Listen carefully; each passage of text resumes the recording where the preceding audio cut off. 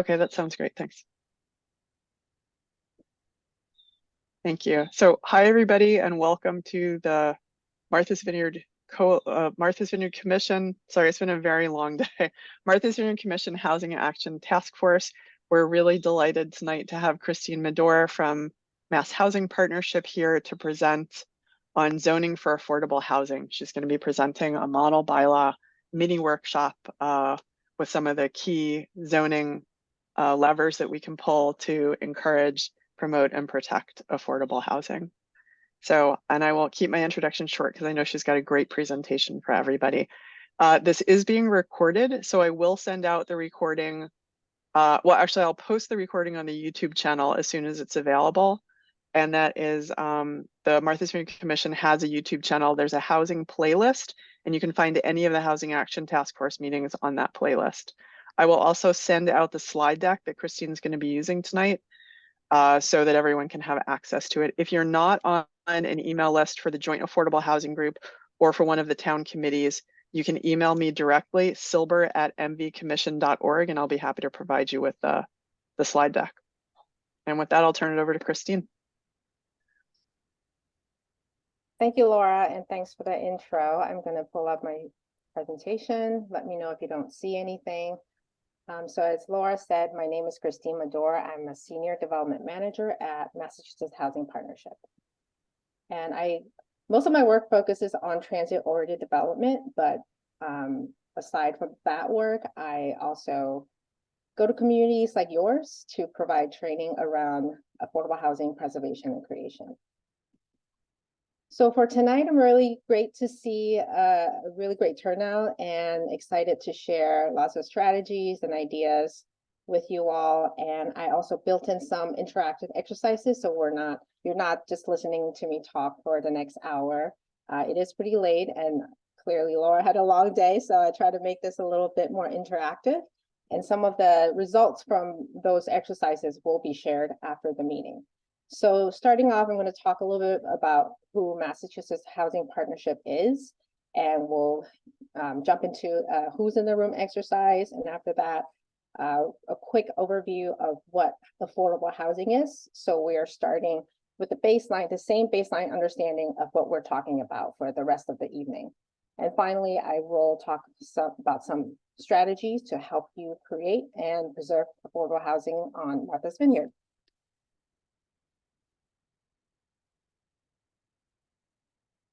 Okay, and before we get into the first part of tonight's training, I want to set some goals. First, for us, this group, to achieve a fundamental understanding of what affordable housing is, which is coming up next.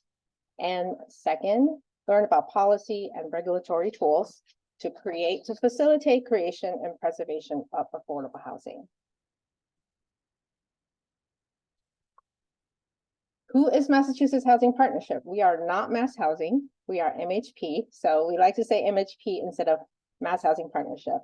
We are a quasi-public agency. We also function as a nonprofit. We work with communities to create innovative policy and financing solutions that provide affordable homes and better lives for the people who live in our Commonwealth. We do this in 4 ways.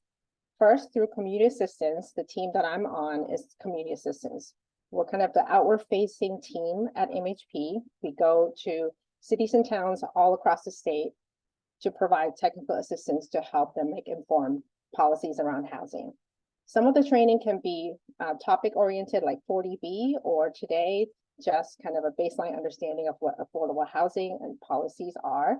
And so if you ever have any questions around affordable housing, feel free to give me a call. I might not have the answer, but I can always refer you to somebody who does. We also provide lending, financing for rental housing projects. We have provided over $1.4 billion that led to the creation of more than 27,000 units of affordable rental housing. And I feel like this slide is really low, it is really outdated. I think our numbers are bigger now, but we have been able to support the production of rental housing all across the Commonwealth through lending. We have the state's most affordable first-time home buyers program called One Mortgage. It is a fixed rate 30-year term program. And because of the buy down program, through one mortgage, there is no PMI. And lastly, we have Center for Housing Data. They are a very robust data team that focuses on collecting, analyzing, and sharing data to help municipal officials and advocates like yourselves to make informed policy decisions on housing. So to start off with an exercise, we'd love to hear where you're logging in from. And the way this works is you can either click on the link that Lucy just provided in the chat and pin your location on the island. And if you're not on the island, pin where you are closest on the map. I know someone's from the Cape, Talitha is on the Cape. And you don't have to enter your name as you do this. You can change your answer. If you end up in the ocean, you can change your answer. And we just like to see where people are what the geographic representation is tonight. That's great. We have folks from Oak Bluffs, from West Tisbury, I think Edgartown, Chilmark. Do we have anyone from Aquinnah? I don't think so. Nobody from Aquinnah tonight. Well, that's great. I think we'll have a good group, good representation here tonight. Okay, I'm going to give this a couple more seconds. Well, make sure that Aquinnah gets the recording. I think they actually have an affordable housing committee meeting that started at 5:30 tonight, so they weren't sure if they would be able to log off to join this, but they'll watch the recording.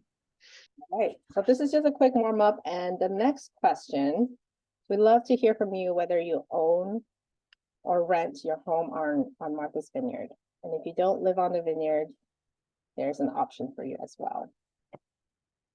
Give it a few seconds. And Lucy, if anybody needs help, just let me know. I can't really see the chat. So let me know if anybody needs help. Okay. Will do.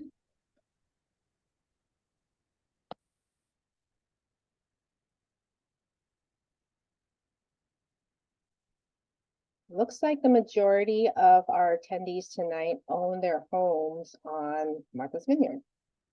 And just to keep that in mind, you know, when we talk about housing policy, we always want to be very cognizant of who is making these policies and who are the people at the table learning and helping drive these policy decisions. So this is just kind of one of the ways we want to kind of check ourselves when we talk about housing. And finally, we'd love to hear from you. This is the open-ended question, so you can just type in a brief sentence or a few words and tell me why you're here tonight, what's motivating you to be here tonight to learn more about affordable housing and housing policies.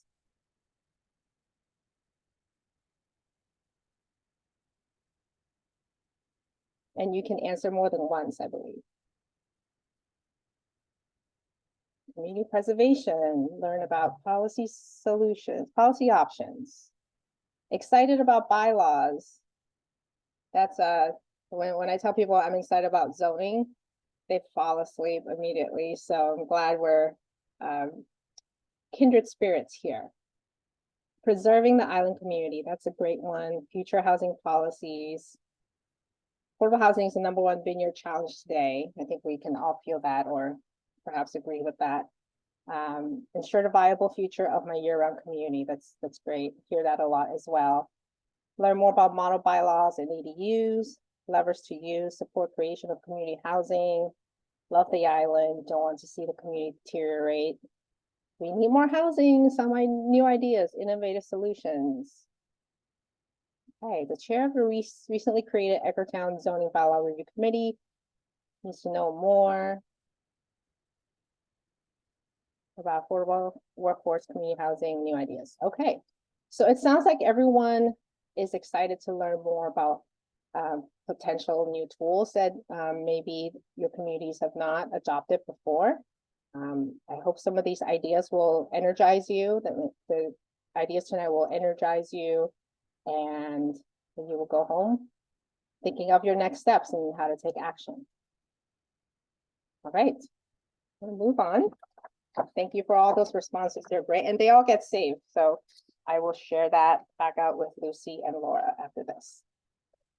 Before we dive into housing policies, I do want to establish a baseline understanding of what affordable housing means and provide a brief overview on why getting housing built is so difficult in Massachusetts.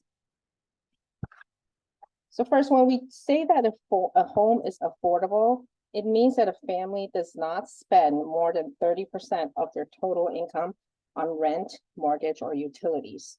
Anyone who pays more than a third of their income on housing costs is considered cost burden. When we talk about housing affordability, there are two main categories. First is what we call the lowercase affordable housing.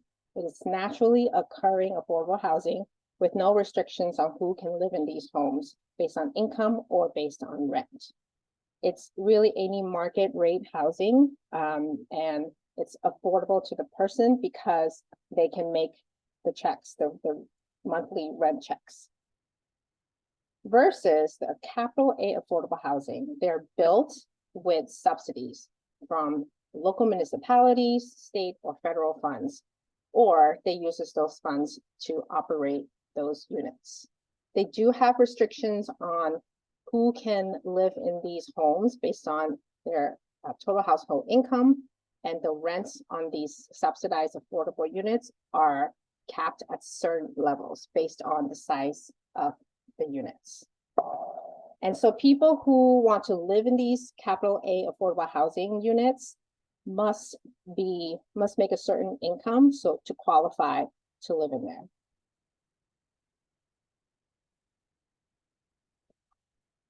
And how does a family become eligible for subsidized capital A affordable homes? We use what we call the area median income. The United States Department of Housing and Urban Development issue income limits based on the area median income.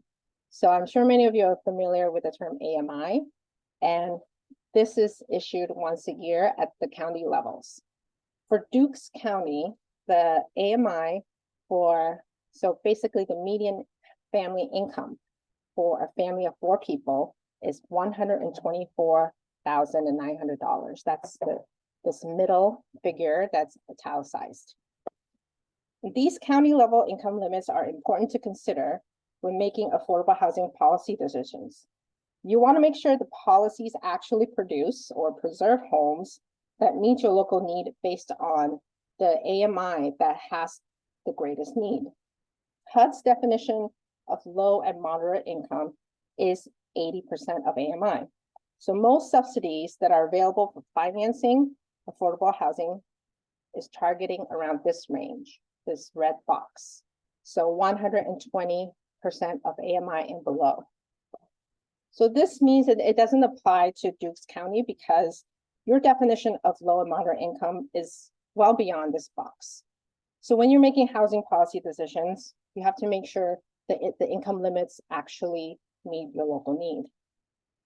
And also keep in mind when you're building age-restricted subsidized housing, many older homeowners, because they own their homes, have too much in assets to actually become income eligible. So that's one challenge that many communities across the state face when they build age-restricted housing.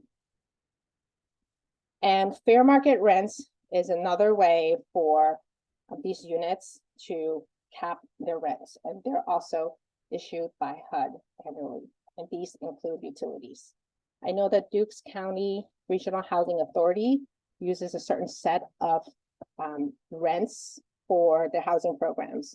So based on the housing program, the rent caps might be different, but this is just a basic set of rent amounts that we can easily get from HUD. So you think that, we need housing, so we should build more. It should be as straightforward as putting toothpaste on a toothbrush. But we've so much overcomplicated the process that to get from A to B, it has become very difficult. Housing is a public good, but contrary to what many might think, the government, whether it's a local, state, or federal government, they don't actually build housing. We rely solely on private and nonprofit developers to provide this public good. And because the cost of a 2x4 is the same everywhere, whether it's in Boston, in North Adams, or on Martha's Vineyard, determining a project's financial feasibility is one of the very first steps to get homes built. This means we need to balance the sources of funds and uses of funds, dollar in, dollar out. So the sources of funds can come from cash equity, subsidies at the local, state, or federal levels. There's debt, there's rental income when the units come online. The uses of funds could be the cost of acquisition of the land, cost of construction, permitting, zoning, and legal, what it costs to borrow money, and operating expenses. And if some of the uses of the funds become too high, when the funding sources don't cover the development costs, the scale is tipped and the project timeline becomes less predictable. So for example, the longer it takes to permit the project, the more legal fees the developer will have to incur. Some projects actually require a zoning change even before permitting is possible, which can take a long time, while the developer might still have financial obligations for the property that they own. So when the uses of funds becomes really high, the time it takes and the predictability for housing becomes either longer or less. So we want to try our best using zoning and land use levers and regulations to balance this feasibility.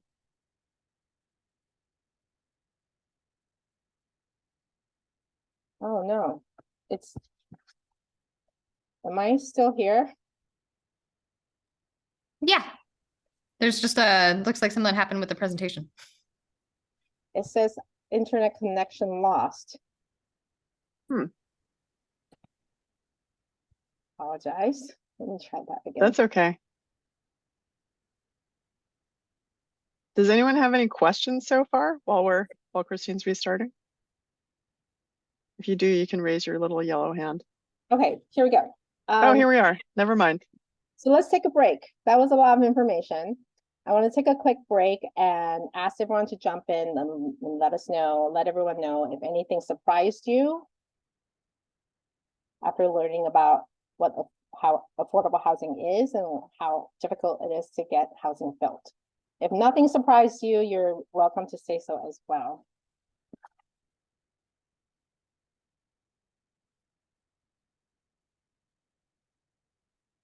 Ah, right. Governments don't build housing. Housing authorities, they're not allowed to build more public housing. Public housing is, the federal and state government have not built public housing since the 70s because of the Fair Cloth Amendment. So government is actually not in the business of building housing.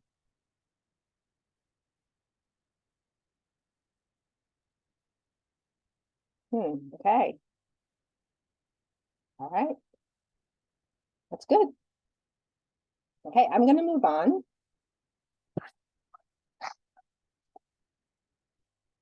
And highlight some housing strategies for Martha's Vineyard. So I'm going to highlight 5 strategies. The first 3 are focused on increasing housing supply. And the last 2 is more about preservation and stabilization. Our housing challenge is complex. So a complex challenge needs many tools. If you do a lot of DIY projects at home, you know that they rarely take only one tool. All the tools have to work together in the right order to get the results that you're looking for. It takes collaboration and peer learning to understand and implement the best practices. And as Laura said earlier, to figure out what the right levers are to pull for your community.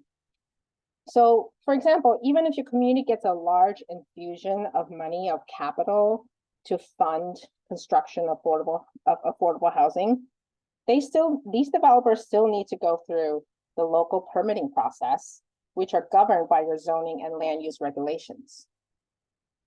And because of home rule, so Massachusetts is a home rule state, every municipality has the ability to set and enact their own set of laws. Zoning is one of them.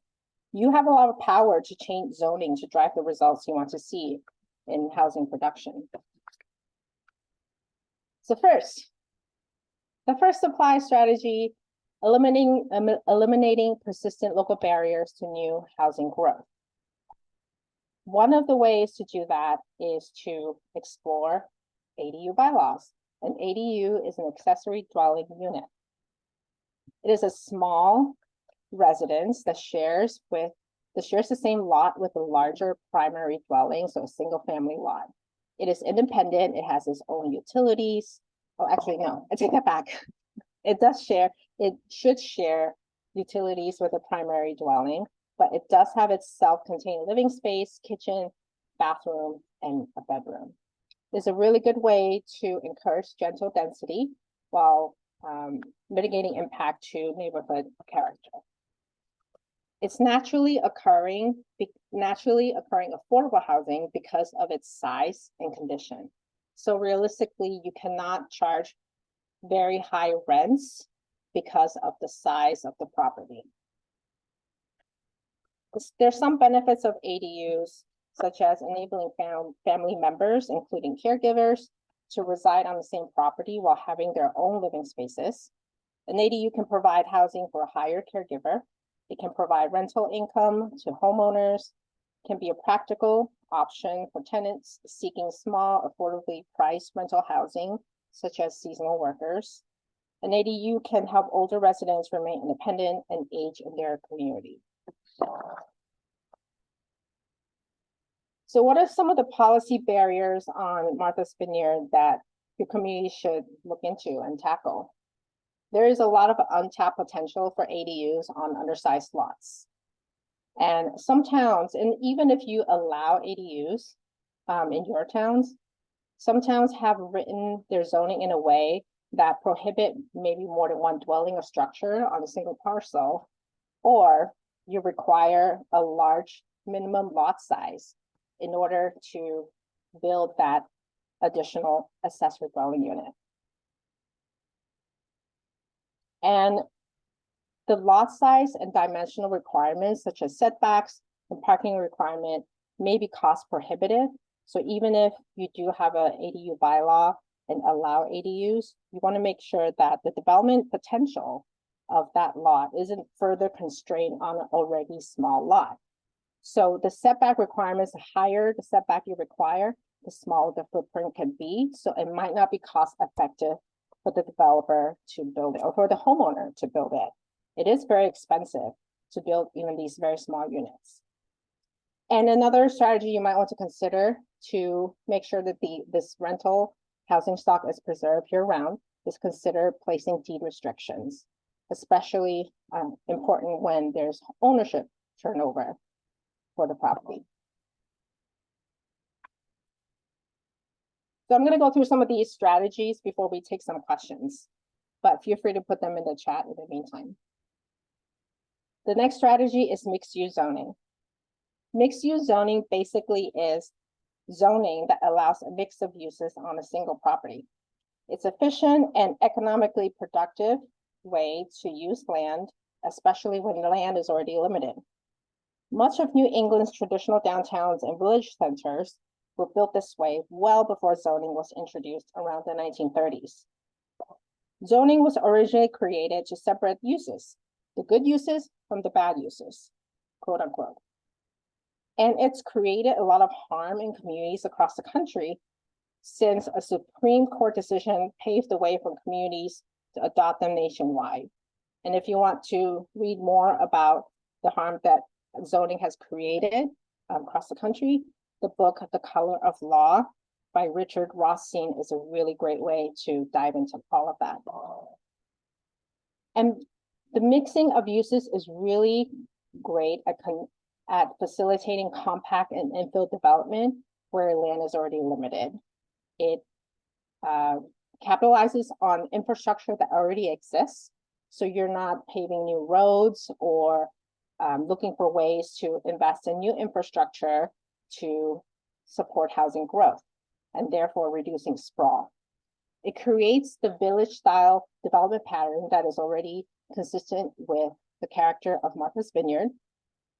It reduces auto dependency because things are closer together. So you're more likely to walk or bike to places if you're living in these types of neighborhoods, which means it's promoting a carbon light lifestyle.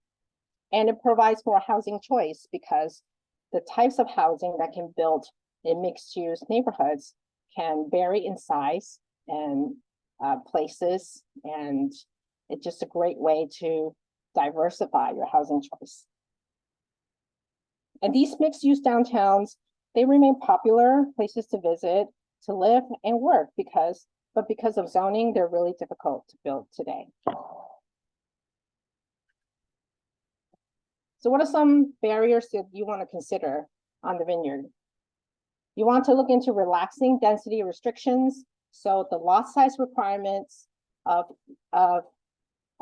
development in mixed use villages are really key to unlocking the development potential for mixed use neighborhoods. You want to relax height restrictions to promote vertical development. And as you can see in these older pictures, I think one of them is a postcard, some of your most treasured places on Oak Bluffs have a lot of density and height. And these places, these buildings, I don't think they exist anymore today. But like I said earlier, this is how New England towns used to build before zoning existed. So this is not a innovative or radical way to build. It's simply going back to building the way that we used to build. So in this way, you could prioritize form-based or design guidelines and standards over dimensional restrictions. That way you have more control about what a building form should look like, rather than restricting the height or the setbacks of a building. Eliminating parking minimums for all uses in a mixed-use neighborhood is really important because there's not a lot of space to build new parking supply for these buildings. And that will actually lower the cost of development and promote more human scale public realms so that it feels more comfortable to be walking around these mixed-use neighborhoods. And a great place to build more density in mixed-use neighborhoods or create new mixed-use neighborhoods should be near places that will be getting investment for mobility infrastructure like bus stops or bike trailheads, or I don't know if bike share is a possibility on Martha's Vineyard, but those nodes are great places to start thinking about creating more mixed uses. Let's take 5 minutes to see if there are any reactions or questions and put them in the chat.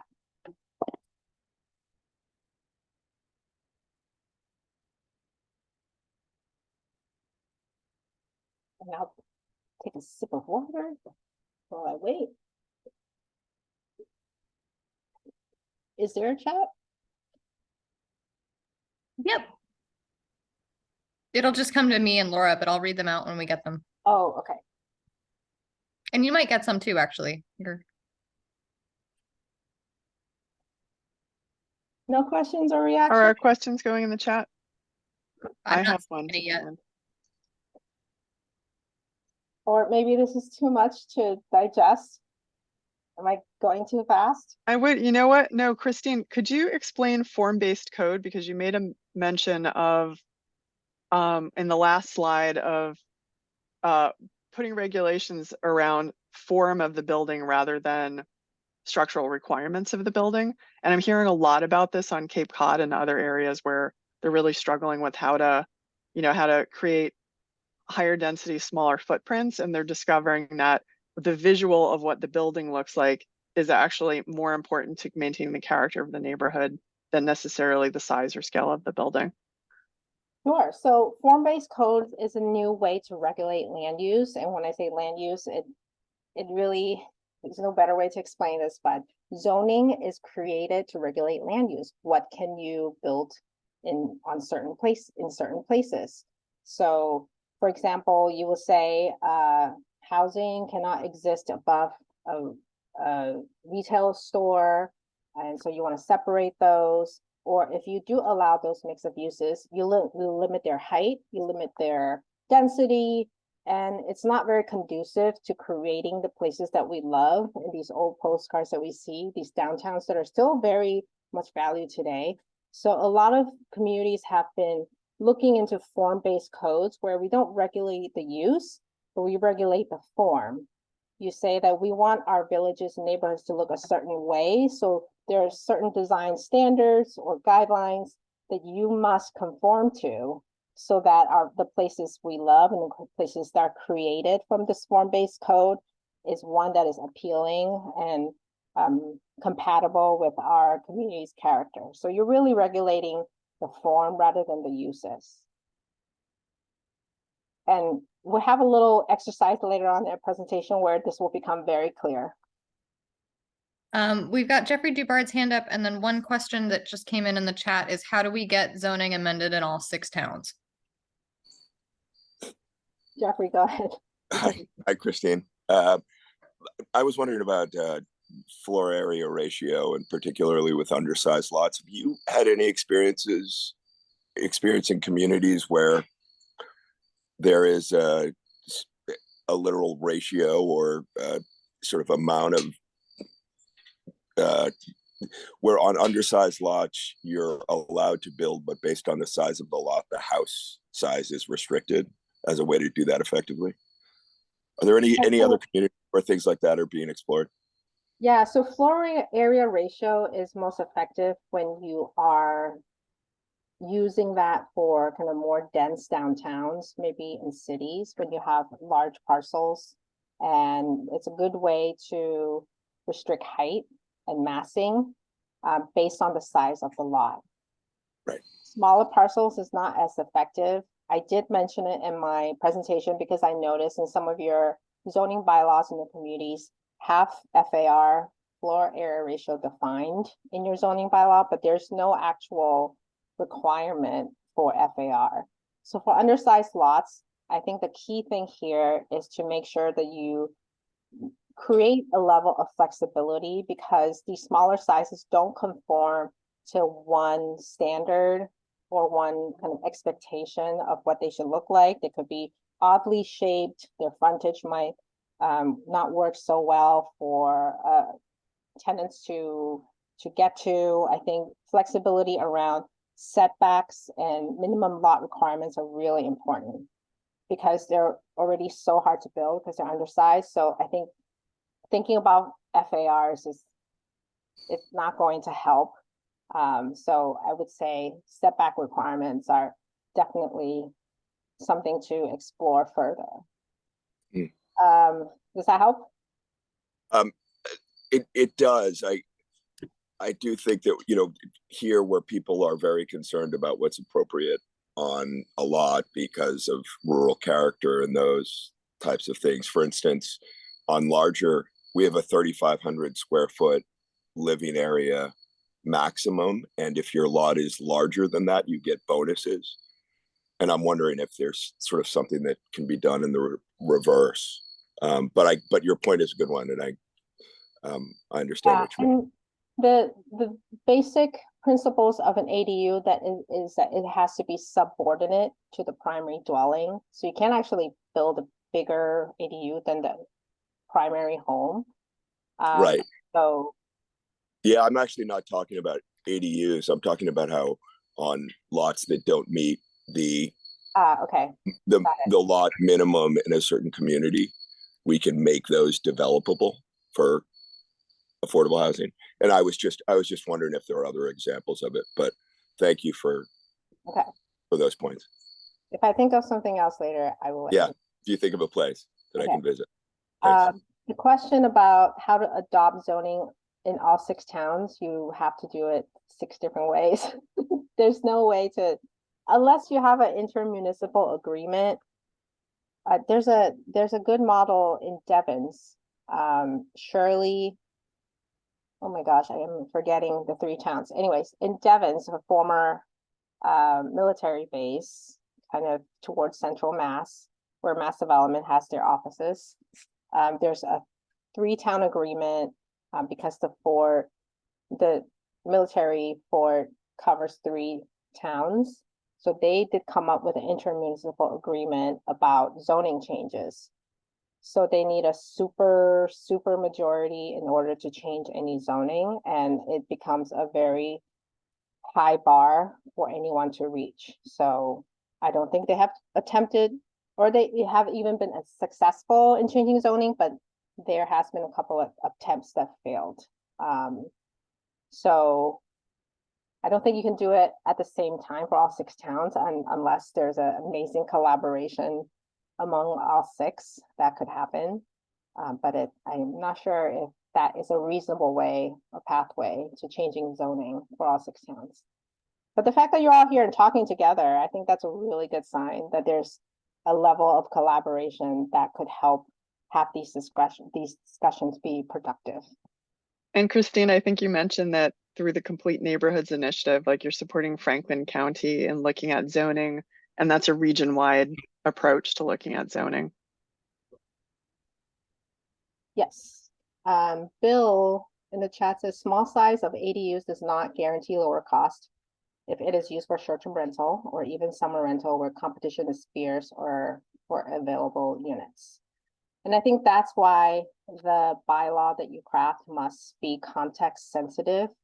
Of course, if you do plan to adopt a short-term rental bylaw or you have one, make sure it prohibits short-term rentals in ADUs.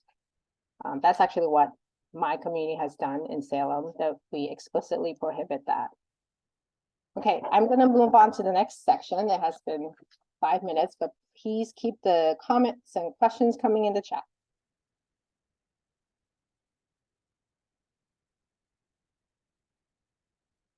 Okay. Before we get into the next part of the presentation, I want to talk about the D word, density. It's very important to set this context before we move on to the rest of the material that we're going to cover. So when I say density, I'm only talking about residential density.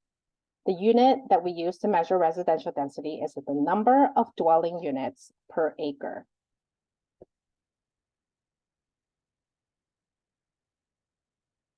So I would love for everyone to jump back on the poll, and we're going to do a word cloud exercise. In a few words, describe what comes to mind when you hear the word density. And the word that gets repeated more often will show up bigger. That's how a word cloud works. Sensitive plan, climate, big, efficient.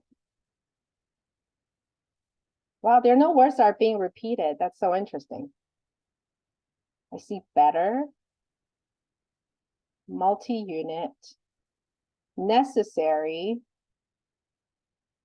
This is really great. I'm not seeing anything that's kind of negative. Open space, community, close. Okay, like proximity, close in terms of proximity. Un-American, density is un-American. That's interesting. Maybe close-knit, where it's supposed to go together, close-knit. Walkable, like that one. Okay, this is great. All right, so when you think about the word density, the picture that comes to your mind, maybe not the words, but the picture could look like this. These mid-rises with a variety of design. It could look like these kind of stacked buildings that are all kind of 4 over 1 or 5 over 1s, 4 or 5 stories tall that look very monotonous. or they could be these skyscraper high-rise buildings when you hear the word density. But these are all very visually dense. Visual density does not mean development density or residential density. So when we talk about density and if we get a negative reaction, we have to ask ourselves, are we against more homes or are we against the design? In this diagram, this is 3 models of 3 neighborhoods. They all have the same density of 75 units per hectare, which is 2.5 acres. They have 75 units on the same amount of land, but the form of each building is very, very different. In the high rise, it's got 20 stories, I think, 20 or 25 stories. For the low rise, maybe some of the pictures that I showed earlier, these kind of blocky buildings, they all look very monotonous. But this third one at the bottom, medium rise, medium coverage, there's a variety of housing typologies, and there's a mix of uses. There's commercial, there's residential, and it even allows open space. But they all have the same residential density. So should we focus less on residential density and more on neighborhood form? We can achieve both by adopting zoning and land use regulations to drive the results that we want. And on the screen, this is the range of housing typologies I'm referring to when I talk about form. Because housing is so difficult and expensive to build, most developers must scale up to make a project economically feasible. That means we see a lot of these large buildings and not many of these duplexes or row houses or garden cluster typologies that are very well suited or even already exist on Martha's Vineyard, despite the fact that we used to build them all the time. And these days we call these kind of typologies the missing middle housing. So these are some real life examples, pictures from communities across the Commonwealth. And do you think any or all of these types could work in your community? So we're going to get into a little game here. I want you to look at this picture and in the chat, guess the residential density, the number of dwelling units per acre. It could be it should be a number. So this is 25 Circuit Ave in Oak Bluffs, Linda Jean's restaurant, a very well-beloved restaurant. I'm going to see if I can see the chat. I'm seeing 6. Somebody said 6. Okay. 4, 6 6 You want it per acre or in the building? per acre. per acre. 20. So the density, residential density, the way we measure it for our purposes, residential and development density is dwelling units per acre. And there are some properties that are smaller than an acre. This is 12.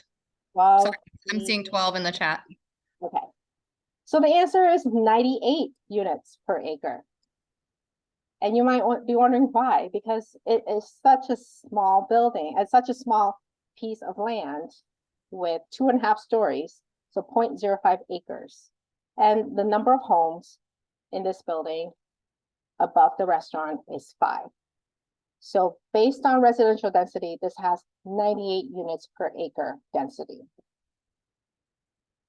And you can find out the density of every single parcel in the United States, in Massachusetts at MHP's website, residentity.mhp.net. So this next one is right next to Martha Vineyard's Commission's building at 35 New York Ave in Oak Bluffs. Guess the residential density.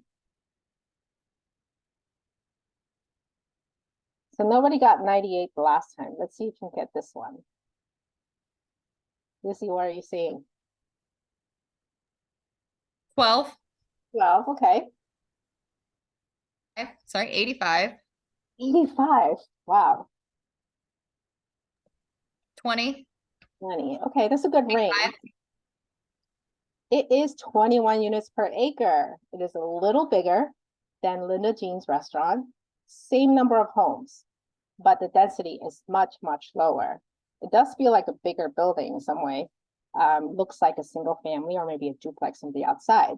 So based on form, the density can be very different, but both of these examples have 5 homes in the building. The next one. This is an example of how density could exist in places where you least expect it. This is 12 Harbor Hill Road in Chilmark in Menentia Harbor. Guess the residential density for this one.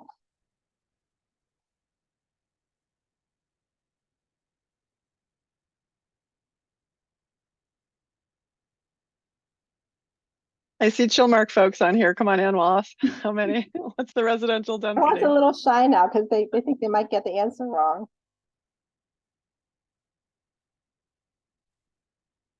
I'm seeing 40, I'm seeing more than 100, I'm seeing 20, I'm seeing 93.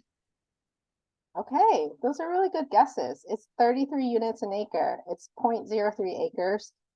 A single family house, 640 square feet, is currently under agreement for $1.5 million in Menentia Harbor. I think it was on the market for less than a day because when I was putting the slides together, I didn't see this on the market, but the next day it was under agreement. I just want to comment on this because this was one of my favorite examples when Christine was showing us the slides, because we're frequently talking up island and folks are asking, but how can we create or preserve housing in the up island towns that is in keeping with the rural character of that part of the island? And Menentia Harbor is actually a perfect example where you actually have incredibly high residential density with small parcels, and it's absolutely charming and beautiful and one of the gems of our community. And this is thank you, Laura. And this is really great example of how minimum lot size requirements in your zoning can change the form and the density of your projects of development in your community. So we just have a couple more to go together. This one is in Tisbury, 145 Main Street, Havenside Apartments. Guess the density. Some of you might be familiar with this.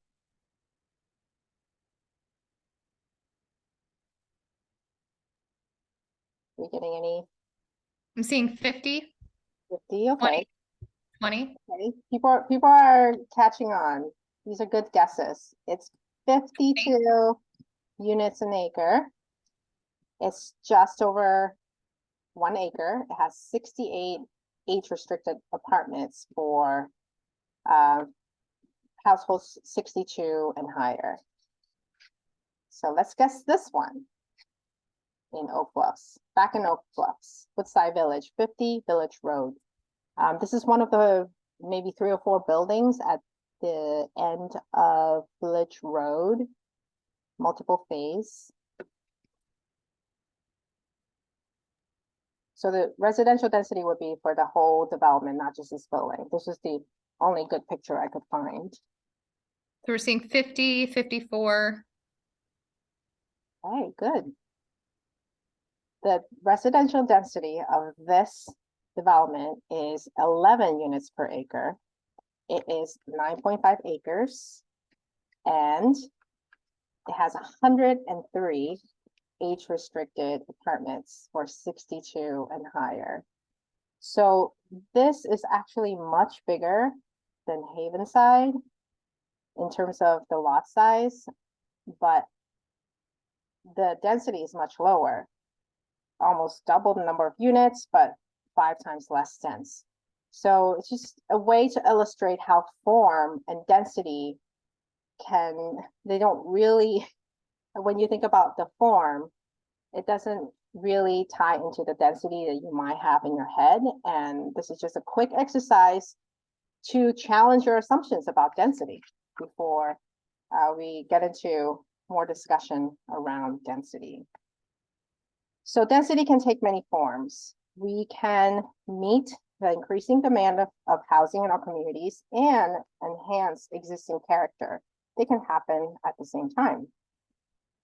And homes are the building blocks of communities. When we want to build homes, especially creating more density, we want to make sure we ask ourselves, where are we building these homes? Are these places conducive to building community, or do they promote isolation? So in the example of Woodside Village, the last slide, it is placed really far away in a very isolated area of Oak Bluffs, but these are older households.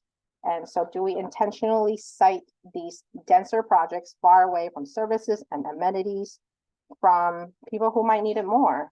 And so that forces them to drive or pay for other types of transportation that could increase their cost of living. The next strategy is looking, identifying, and prioritizing opportunities for greater scale and density. And one of the ways to do this is through smart growth. And because Martha Vineyard has smaller communities, when you think about smart growth, you might be thinking about urban places. But really, smart growth could apply to small and rural communities as well. The way that it could be applicable to your communities is you want to make sure that the growth that you promote continues to support and ensure economic viability of rural landscape. So finding a way to concentrate your growth away from sensitive land areas like farmland is a good way to make sure that the viability of that landscape is preserved. And you can help existing places that have smart growth principles applied to them thrive by investing in existing assets. You already have infrastructure in those places, continue to invest in those places for economic growth and development and create value that way. You can create new places where residents can age in community. So this is where I was talking earlier about if you want to create new mixed use villages or neighborhoods, look for places where amenities and services already exist, where development has already happened, and start to intensify more residential uses in those areas and reduce the cost of transportation that way. And so you could create new neighborhoods that follow the principles of smart growth. And one way to require density is by adopting what we call the Chapter 40R Smart Growth Zoning District. It requires certain densities, and there is a provision in the law that offers incentive payments to communities that create these districts and build housing in these districts. Another way is transfer of development rights. There might be places in your communities where the zoning allows for development, but the land itself is not developable. So one way to do that is transfer those development rights over to places where development already exists or could use additional development to relieve some pressure.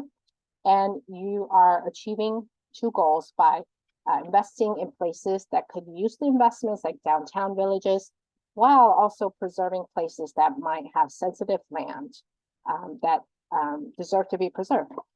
So that's one way to do that.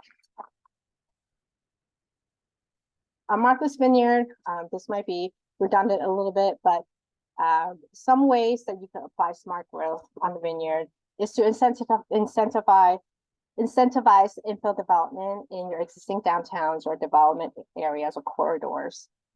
You can look into changing policies and amending your zoning to make it easy for developers to create compact, walkable, mixed-use places. You can look for and identify priority development areas that are close to existing or planned mobility nodes or infrastructures to create new neighborhoods. And there is one way to cultivate economic development strategies that rely on local agricultural landscape that the island does treasure very much. And one way is by adopting a right to farm bylaw. So what does it look like when all these smart growth strategies are applied at a neighborhood level? This is an example in Hyannis, prepared by Horsley Witten and Union Studio. They're two really great consultants. This is one way where they identify opportunities to implement smart growth.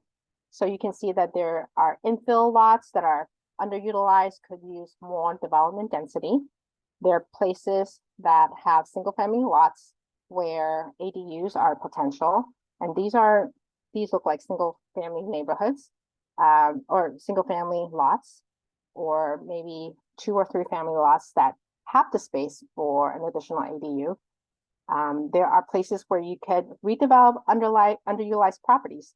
So not just the land, but the buildings themselves. Redevelopment could mean demolition or addition to existing buildings.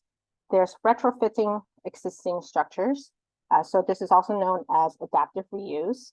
There's church buildings, school buildings, former municipally owned buildings that can be retrofitted into housing or mixed use developments. We're almost done, I hope. I think I have about 10 minutes left. So I'm gonna just run through these.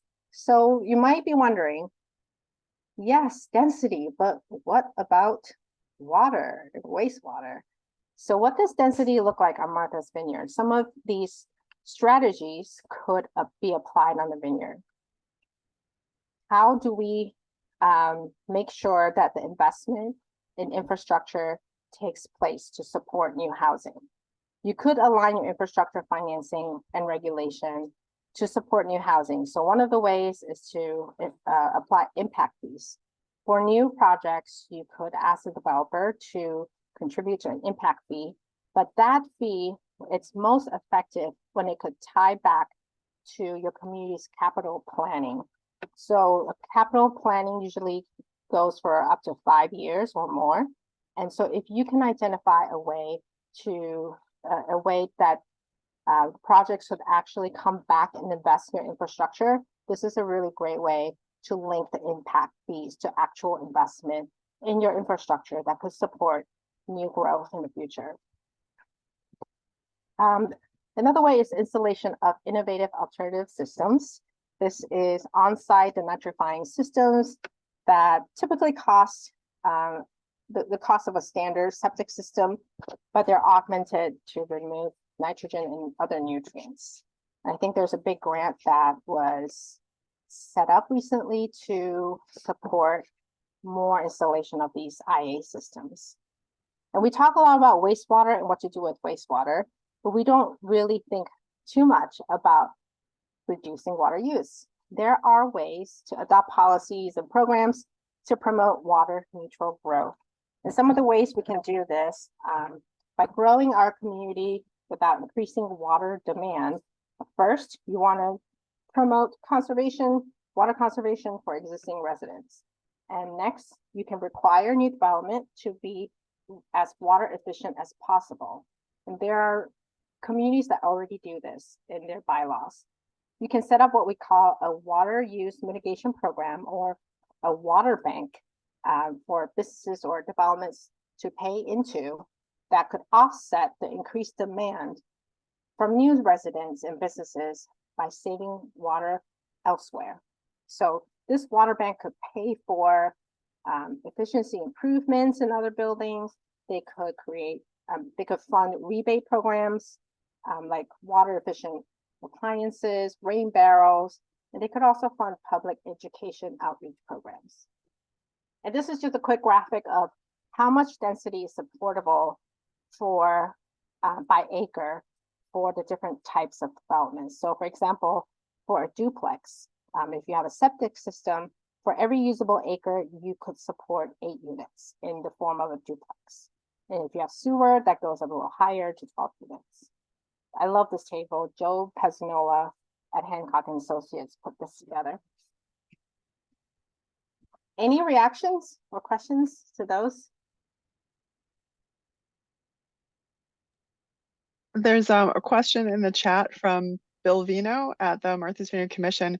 Could Christine explain again about minimum lot size and density related to the Menemsha example. If people want to build bigger, they could conceivably buy adjacent parcels if available. Sure. Let's see. I think from what I understand, because since this was several slides ago, that illustration was that home was possible because the minimum lot size restriction allowed it. So I believe the point you were making was that if a minimum lot size for habitation is reduced, you can actually get that sort of higher density with that small village footprint in a residential or a rural area. Is that correct? So I would guess that house on Menemsha Harbor was built before zoning existed. So there were no minimum lot size requirements. So what a minimum lot size requirement would look like today is if you want to build a single family home, you must have an acre of land to build one single family home. So that house would not have been built with today's zoning. And beyond the lot size requirement, there's also setback, other dimensional requirements like setbacks. So the lot size is really a lever to determine what can or cannot be built. So for example, a mixed use development that has 5 units, if a developer wants to build a new construction on, say, an acre of, or a very small parcel of land, the zoning would say, if you want to build residential units in this area, you have to have 10,000 square feet of land for every single dwelling unit. And if the lot is too small, you can't build on it. So these lot size requirements really determine what can or cannot be built. And because you need housing density, you need to scale up in the number of units to build in order to make a project feasible. These lot size requirements can really impact what becomes feasible, because if you have to find an acre of land just to build 1 unit, imagine how hard it is to build 5 or 6 or 7. Does that make sense? Does that help? Bill, Okay. did that clarify? Yeah. And I see Michael Yes, Kim's thank you. hand up. I think it's better explained if I have a graphic, but because I don't, I hope that does help. Michael? Is an architect, so maybe he can explain this better than I did. Yeah, I am an architect, but and well, thank you, Christine, for a very informative presentation. But for those who don't know me, I am an architect, and I'm also a member of the Martha's Vineyard Commission. I'm climbing the walls here because of your example, which I gather was just for illustration, of using dwelling units per acre, which is a mathematical equation with a numerator and a denominator. The problem is the numerator is all wrong and the denominator is all wrong. Dwelling units per acre is a little house on the prairie thing where you have one house on predominant plots of land that are about an acre. And that exists almost nowhere on this island and in most of the communities I work in, at least. First of all, I mean, on the island and certainly on the lots that we're targeting for more density, we're talking about tenths, if not hundreds of acres, not 1 acre. So that, you know, something's got 98 dwelling units per acre. The acre is really meaningless. The other thing is dwelling units. We have, and we're continue to have, or continue to attempt to do small units, because that's what's really missing, both on the island and in many urban environments. People, particularly professionals, want an affordable place to live without 5 roommates. The trouble is, and especially on places like Martha's Vineyard, a dwelling unit is a dwelling unit is a dwelling unit. So instead of building, say, a 500 square foot studio, you build an 11,000 square foot house because each one of them needs 4 parking spaces. So although you could, and you talked about form-based zoning, even though you could put 22 units in that 11,000 square feet, you can't. So you end up building larger and more expensive units because that's all you're allowed to build. So the problem with dwelling units per acre is the dwelling units and the acre. And I really wonder how we can get that changed, both in our understanding and then in our zoning.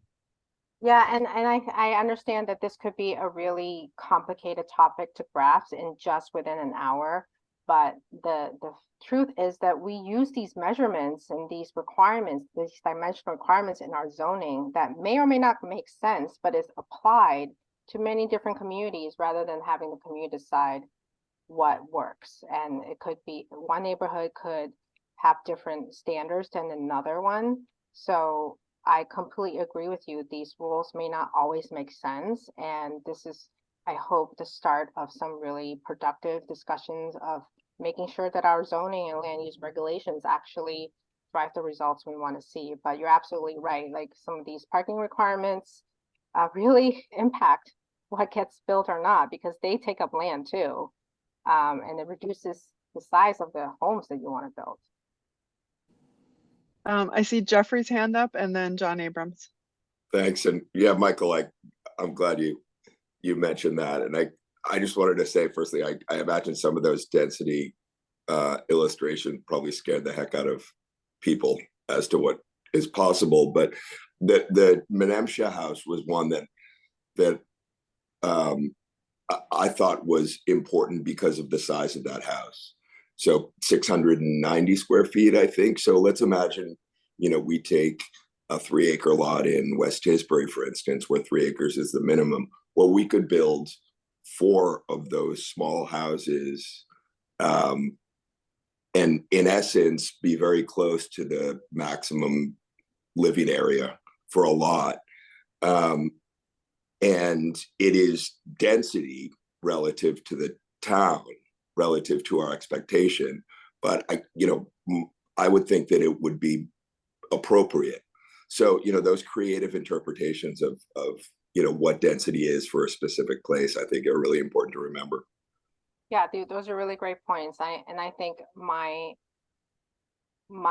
wanted to have that exercise because at the other presentation that I did for a complete neighborhood, there were some questions about what about the density? And my response was, well, density means very different things to every single person. But this is what the actual definition is that is in your zoning bylaws, that this is how density is regulated. And so just want to challenge those assumptions and look for better tools that actually meet our needs. So yeah, those are really great points. Thank you, Jeffrey. John? I'll take John, and then I have a few more slides to go over. Hey, Christine, thank you so much. It's such a presentation. Appreciate it. I think that at some point we have to change the conversation about density. We are never going to build our way out of this problem. We're not going to build 1,000 units on Martha's Vineyard without trashing the environment irrevocably. And we have 18,000 existing buildings. We have the density. All we have to do is get those buildings out of the short-term rental market and with year-round restrictions on them. So we have the buildings. We don't have to build that much. So I think it's very important to talk about how do we use what we have rather than make what we don't. Yeah, Those are the upcoming slides, John. yeah, excellent point. Excellent point. I think that's why in the beginning I was talking about strategies that some are focused on supply, but there are others focusing on preserving and stabilizing what you already have. So again, it's a complex challenge that doesn't have one tool to use to tackle this complex challenge with many tools. And that includes looking at what we have now and how we can preserve the affordability of what we have now, including production. So it's not just about production here, which I'm going to talk about next. Just goes to show you never ask for questions before you finish that presentation. You're doing a great job. These are really great. I'm really glad the discussions are really insightful. I'm going to pull up my screen again. Okay, So the next supply strategy I want to talk about is, this is the last supply strategy, is how do you make it more affordable to build these homes? And there's so many ways that you can consider. I don't want to go through each of them in detail because we are low on time. I knew we would be, but just very briefly, you can reduce the cost of land acquisition. Public land, if communities have public land, and it's not just public land that you have now, but public land that could come into your possession in the future through donation, or maybe some of these undersized lots through takings, you could convey those at a minimal cost to reduce the cost of development. So on this this table, remember we talk about balancing sources and uses. Acquisition is usually one of the most expensive part of building development. So reducing the cost of acquisition could go a long way. And some of that could come from housing trust fund. The trust fund could allocate funding for acquisition or for development costs, soft costs. And those are in the form of grants or subsidies, usually with a deed restriction as a condition of those funds. And if you have a trust and you have adopted CPA, that's even better because you could create a dedicated funding stream to seed your trust fund. There are land trust models, which are nonprofits that preserve affordability of land in perpetuity. So the kind of most basic model for that is that these land trusts will build on land, but they lease the buildings for people to live in them, and ultimately they will pay the mortgage, the rent that leads them to homeownership in the future. And the last one, local option, is something that all your communities can look into right now, is to make sure you're maximizing your local option taxes. This includes rooms, meals, short-term rentals, excise, and your cannabis excise taxes. And make sure that when you have these taxes coming in, flowing into your funds, that you establish a dedicated funding pot that supports creation and preservation of housing. That make sure they're not just going to general fund to one big pot. Make sure you create one dedicated fund for housing. So this is the last part of the presentation, and I want to emphasize that even if you adopt all of these tools, the tools alone are not enough. You need to think about strategies for preservation and stabilizing your housing stock, and think about long-term planning. You need to stay proactive with long-term planning. And what you're doing today, attending this workshop, is a really great way, a great example to see that you are building your coalition of housing advocates to help drive policy changes that you want to see happen. Continue investing in capacity and housing stability services, monitoring, pursuing grant resources. So a lot of that can be done in-house in your municipal staff, but I would guess that more often than not, you are under capacity in your town halls.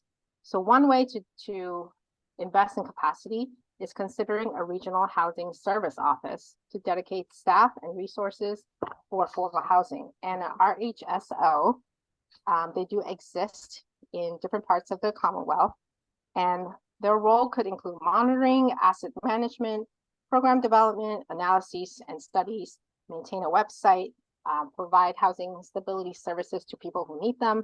So this is a really great way to pull in your resources to help all these housing services. There are deed restrictions that you can consider that target households with certain income ranges with the highest need. So this is one pretty straightforward way to make sure that you preserve the affordability in your housing stock. And again, long-term planning, making sure the housing is going into the right places. When we talk about smart growth and transfer development rights, that is a really good way to think about, well, good strategy to think about when you're doing long-term planning. This is the last poll that I would love your feedback on. You've heard a lot about tools and strategies, but maybe there are one or two that you want to learn more about.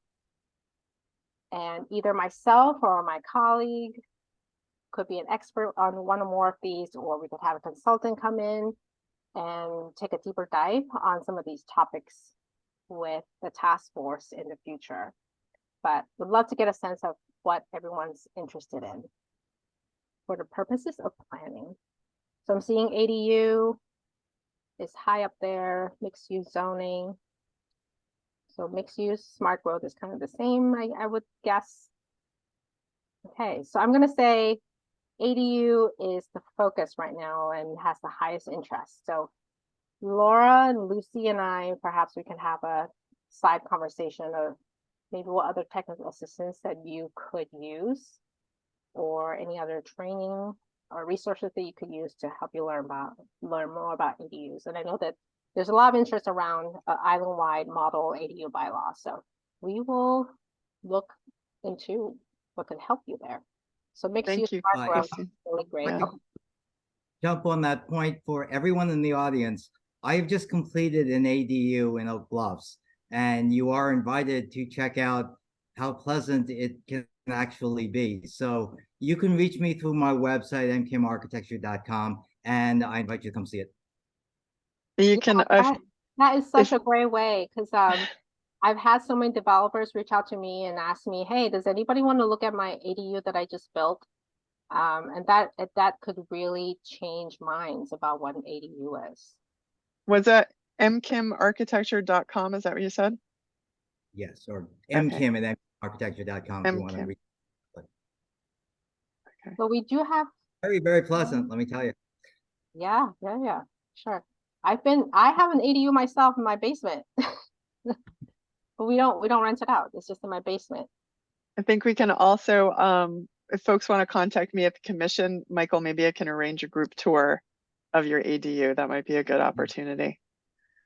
And then I will say, even though it's only at 11%, the Regional Housing Service Office, to me as a planner, is incredibly intriguing because I get the same requests from multiple towns who are all looking for the same resources. And it's expensive to duplicate resources. And I know you said that there are some models across the state of towns that are pooling resources so that they have some professional capacity. Thank you, Laura. I have a couple more exercises, but given the time, I will just skip them. But I do want to make sure I cover these resources that are available to you 24/7 on the internet, the great World Wide Web. So first, Datatown, mhp.net/Datatown. You can access housing related data for all 351 cities and towns through Datatown. That includes demographics, housing stock, school enrollment rate, lots of great topics, and they're all organized in really nice charts for you. You can even download the data in Excel or the charts themselves. Second, Residensity, I mentioned earlier, this is the tool that I used to look at the residential density of parcels at the parcel level. So like I said, every single parcel in the Commonwealth is on this database, and it's a really great tool to help people understand what density actually means. And if it's supported by a street view of the house or the building, the typology, it could really help you engage in discussions where maybe some of your community members might be a little unsure about what density is, and this is a tool to start that conversation. And lastly, the housing toolbox. It's really like a Google for housing. It's also an MHP website, but it has its own domain, housingtoolbox.org. When you get to this website, there is a search bar. You can type in anything and there will be resources that pop up. Model bylaws, slideshows, handbooks, lots of things. So you can even type in Regional Housing Service Office, and there will be some pages taking you through how to set one up, what the funding mechanism is, what they do. So all these different topics are searchable under Housing Toolbox. This is my information. If you need to reach me, you can reach me through Laura, and I'm happy to talk about anything else that you want to talk about. You can email me at cmadore@mhp.net. Christine, thank you so much. I was wondering if you could just give a little blurb on the Housing Trust workshop that's being offered. I think it's on the 21st that MHP is offering, which I'd really encourage anyone associated with the municipality to attend. There are a bunch of us who are signed up for it already. Yes, so my colleague Shelley Gehring is the resident expert on municipal housing, affordable housing trust, and she is running a series of trainings on Thursday, September 21st, and I just put in the link for registering. It is our events page, but that's the first event that pops up. So she's going through the basics of housing trust and how to set one up, what are some best practices, and she always does a really good job. So I'm sure they will be recorded as well and put on our YouTube channel, MHP's YouTube channel if you can't make it. But these trainings are all virtual. I would encourage you to sign up. And they're Christine, oh, sorry, go ahead. And they're free. Yeah, there are 3 island housing trusts that have reached out to me in the last couple of weeks about looking to raise their AMI, to increase their AMI service range. So I'm wondering if that'll be covered in the workshop. I think that will probably be covered in the beginning where she will talk about setting up a municipal affordable housing trust through the Okay. state legislature. So I think that is where the question would be most relevant. Perfect. You can Thank always you. email Shelley and ask that question. She's very Okay. responsive. Great. There was a question in the chat that came in a little bit earlier that I think we missed. I reposted it here. The question is there movement or talk at state level to tie the piloting of IA systems or eco-sanitation technology to ADUs and small housing development, so we're not restricted by lot size and can have a win-win of collecting data on IA and alternative systems and building housing that doesn't negatively impact the earth and waterways? Unfortunately, I don't know, but it's Okay. a great question, and I am going to find out what I can. Thank you. I see, is that Bill's hand up in the chat? That's Bill's hand up. Yeah, one thing we're still wrestling with on the island is the perception that if we're not making housing for ownership, if we're focusing on rental housing, we're doing our young people a disservice. That it's not the American dream to rent property; it's the American dream to own property. Do you have mechanisms for addressing that perception? So it's really about the musical chairs, and maybe some of you have heard this analogy, is that the people who live in these bigger homes, the older households, if they want to downsize, they're empty nesters, they want to downsize, in order to rent, it's probably going to cost as much as the cost of renting is not going to be covered by selling their home because rent is so high. And so it doesn't create this cycle of turnover of renters saving enough to get into home ownership, and the homes are not getting on the market for people to purchase. So that cycle doesn't happen.